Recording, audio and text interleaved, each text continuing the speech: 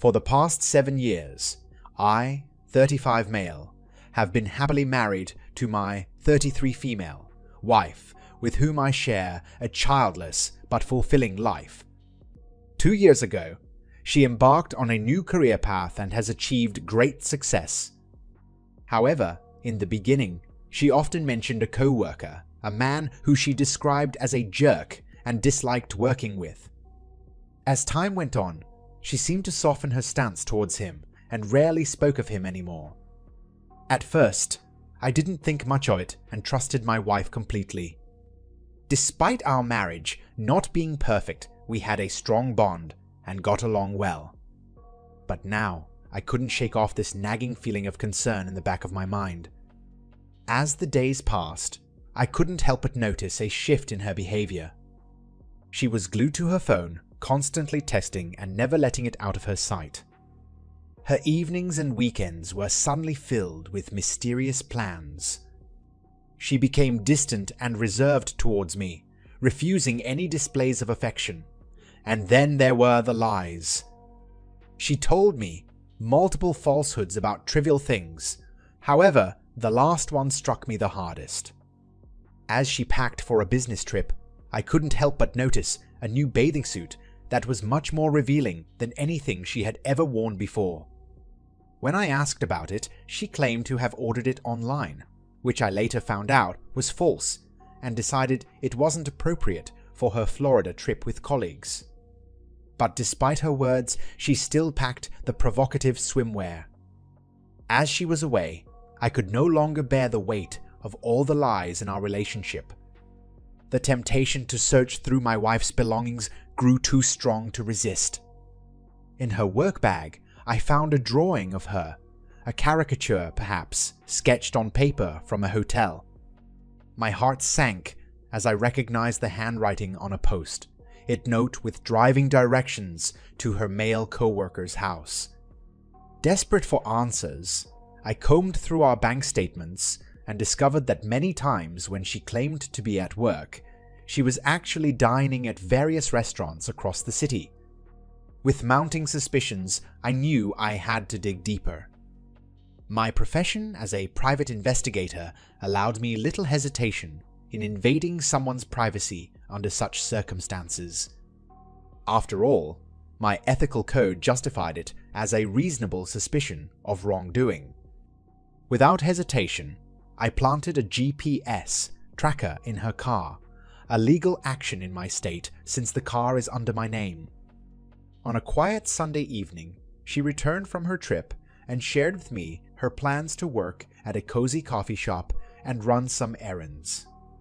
The sound of her car never echoed within 1 mile of a Chipotle, yet upon her return she strolls in holding a Chipotle cup, confirming that she had indeed enjoyed a meal there. Then, on the following Tuesday, she mentioned having to attend a company dinner and would be working late until then. According to the GPS, she left work promptly at 3:20 p.m. and drove straight to the restaurant, where her car remained parked until 9 p.m. It was the events of the next Saturday that proved to be the final straw for me. We were supposed to watch my niece's tennis match at 8 a.m. She insisted on driving separately so that she could leave directly from the venue to go work at her beloved coffee shop. After the match ended, she casually informed me that she was heading to X coffee shop, sharing a few details about why it was her favorite spot. I bid her farewell and headed towards my vehicle. However, upon checking the GPS, I watched as she drove directly to a Comfort Inn motel. The pieces of the puzzle were starting to fall into place, revealing a bigger picture than I could have ever imagined. I carefully pulled into the Comfort Inn's parking lot, my heart racing as I waited for confirmation that she was actually inside and not lingering in her car. With trembling fingers, I dialed her number from the lobby and asked how the coffee at X shop was. Her response was nonchalant. Good, why? But my stomach dropped at the thought of her being there with someone else. Swallowing hard, I only managed to say, Come down here so we can get this over with." When she finally appeared, she looked nervous but determined. "Walking towards me," she blurted out. "It's not what you think. He has to do this because he's been caught with other girls before." Confusion and anger bubbling inside me, I demanded to know what she was talking about. She explained that he always conducts business in hotel rooms and that there was no physical contact between them. My instinct told me to kick her out of my car, and without a second thought, I did just that. Driving away, I could feel her staring at my back as my phone began ringing incessantly. After ignoring it for some time, I finally answered and warned her that even one lie would result in me hanging up. Somewhat hesitantly, she admitted that they had kissed once about 5 months ago, but insisted it was a mistake that meant nothing. When pressed further about their meetings in hotels, she reluctantly revealed that it had happened about 10 times over the last 9 months. My suspicions confirmed, I then asked her what she did on that Tuesday, and immediately sensed her defensiveness on the other end of the line. Despite her claims of being at work all day until a work dinner, I called her out as a liar before ending the call abruptly. As I loaded my car with all of my belongings, my dog happily wagging his tail in the back seat, she appeared at our house. Standing in the driveway, she refused to budge until I agreed to talk to her. Tears streamed down her face as she apologized and begged for forgiveness. It was a chaotic scene, filled with her hysterics and my own confusion. That day, I packed up and left without looking back. Since then, we have met a few times for her to try and explain herself. But every time it's my turn to ask questions and seek clarity, she grows defensive and shuts down. She even goes so far as to say that discussing these issues might harm our relationship. And then there are the lies, small, inconsequential details that she continues to fabricate despite being caught in them. When I confront her, she accuses me of setting traps by asking questions I already know the answers to. Through it all, she maintains that there was never anything romantic between us. Her words weighed heavily on me as she spoke out her friendship with this man. She emphasized how close they had become and how he had helped her immensely with her career. But then she admitted that their conversations often turned inappropriate, veering into the territory of our marital issues. My heart sank as she confessed to texting him and later deleting the messages, claiming they were not romantic but could be perceived as flirting. Amidst all of this, she revealed that she had been struggling with depression for a long time, and he was able to talk her out of those dark feelings and uplift her in her work. I felt like I was being manipulated, my mind spinning in circles, trying to process what she was saying. A part of me desperately wanted to believe her, clinging on to any hope that our relationship could be salvaged. But deep down, I knew the truth would only hurt more. Was I going crazy? Did I truly want to uncover the truth, or was I just too afraid to face it? As much as I wanted answers, I couldn't see a way forward from the facts I already knew. Perhaps it didn't even matter anymore. Maybe I was slowly losing my grip on reality, consumed by doubts and confusion. Update number 1. The passage of time has done little to ease the tension between us since D-Day. In a vulnerable moment, I turned to her last night for some semblance of honesty and reassurance, but what I got were just crumbs of half-truths. As much as it pains me, I asked if she had been in contact with the other man over the past month. She replied that he still doesn't know about my discovery on D-Day, and that she hasn't discussed our situation with him because it's a matter within our marriage, not involving him. When I pressed further, asking if she had cut off all non-work related communication with him, her response was infuriating. I'm tapering down. Tapering down? My anger boiled over at this weak excuse. And then she lied about something insignificant, but it was enough to push me over the edge. I confronted her about it, and could see through her falsehoods with 100% certainty. Yet, she continued to deny it and even resorted to yelling in defiance. At that moment, I knew there was yet another unresolved issue in this ongoing saga of betrayal and heartache. Update number 2. With a heavy heart, I listened to the voice recorder hidden in my own home. My wife's words laced with excitement as she spoke to the other man she was tapering off social communication with.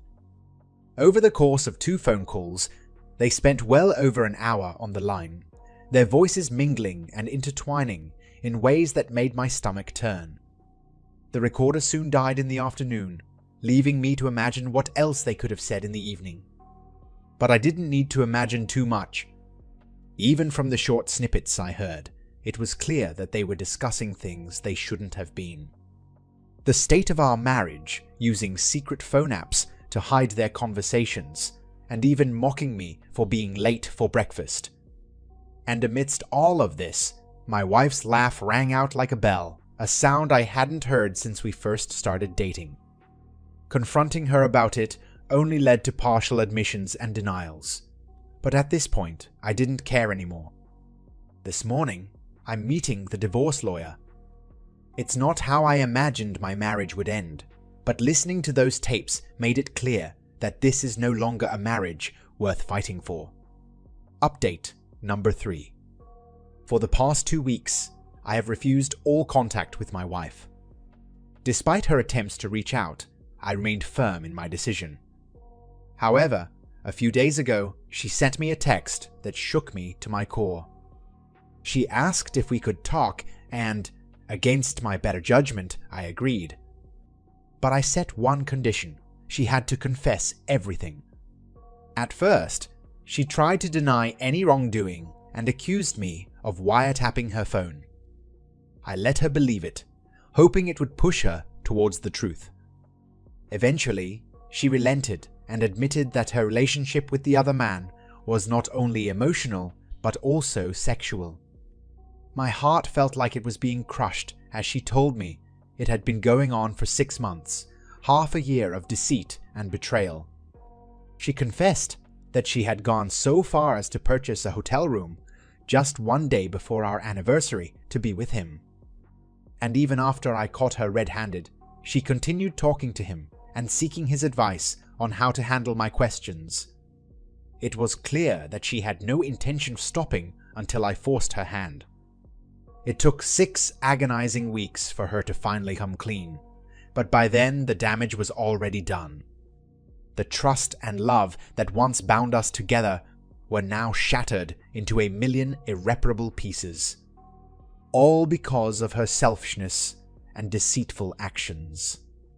Yet, despite all this pain and devastation, she now claims she wants to work on our marriage. I cannot help but wonder if her confession is only due to my persistence, or if she truly has a change of heart. Either way, the damage done during those 6 weeks of lies and betrayal may be too much for us to ever overcome. Final update. Before I continue, I want to stress this: if you find yourself in a similar situation and are even remotely considering ending your life, please don't. Trust me when I say that you would be missing out on the greatest moments of your life. It may seem impossible to see when you're overwhelmed by the darkness, but take it from someone who's been there. Hold on and keep fighting for this precious life. Now onto the update. We finalized our divorce. It was a decision that took time for me to make, and I regret wasting that time now. My ex-wife wanted us to stay together, although why is still a mystery to me. Through her lies and gaslighting, any chance of reconciliation was shattered. This has been the toughest experience of my life so far. During our marriage, I was fully committed and invested. Of course, I wasn't perfect, but I loved my wife with every fiber of my being and wanted nothing more than to spend eternity with her. I always put her happiness above my own and did everything in my power to make her smile. Looking back, maybe that was part of the problem. sacrificing too much of myself for someone who never truly appreciated it. Now that I have escaped the clutches of that toxic relationship, I can finally see it for what it truly was. A narcissistic abuser who drained every ounce of energy and self-worth from an inherently good person. Our marriage was a one-sided affair, with me constantly giving and my partner constantly taking more than I could ever give. By the end of our union, I had been convinced that I was nothing but a worthless partner. My ex-wife tore down everything about me. My profession, my personality, even my physical appearance, all in an effort to maintain control over me. However, since our divorce, I have experienced immense personal growth and my business has flourished. I am now able to attract and date women who I had thought were way out of my league. It's almost surreal to think that I once believed myself to be unattractive thanks to the constant belittling from my ex-wife. But now, even much younger and stunning women approach me at bars. In fact, I have been fortunate enough to be in several wonderful relationships with incredible women. While these relationships did not last due to compatibility issues, they served as a stark contrast to just how terrible of a partner my ex-wife truly was. The thought of my ex-wife rarely crosses my mind these days, and we have no contact whatsoever. Our divorce proceedings turned ugly when she accused me of taking too much of the money, even though I purposefully requested less than 50% in order to keep things amicable and preserve our shared businesses and retirement funds. Can you believe it? She had cheated on me, yet had the audacity to be upset about the amount of money I was taking. This solidified my decision to leave her and move on as quickly as possible, away from all of this toxic negativity. As the divorce was finalized, I couldn't help but feel a sense of relief. Many of my friends chose to support me, and for that I am grateful. But there were also those who sided with my ex-partner, and truthfully, I don't regret losing their friendship. They made it easy for me to move on and leave them behind. However, one of the toughest parts of this whole ordeal was losing my in-laws. I had grown to love them like family, but I understand why they are no longer a part of my life. In an effort to be honest and transparent, I reached out to my partner's affair partner's wife multiple times.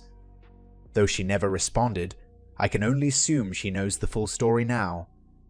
As much as it hurts, I will respect her choice to not engage with me.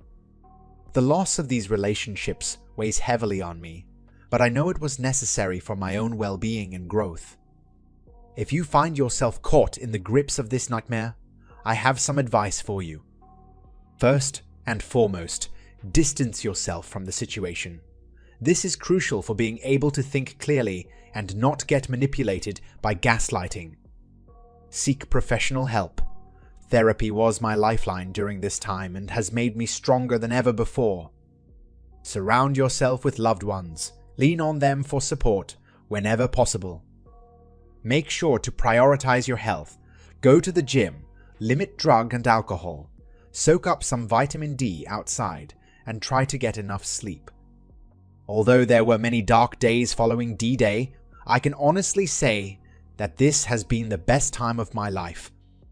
Each day brings a sense of genuine happiness and contentment. If you're going through a similar experience and need advice from someone who has been through it, don't hesitate to reach out to me. And finally, a huge thank you to everyone in this community who supported me during my struggles. Cheers to each and every one of you.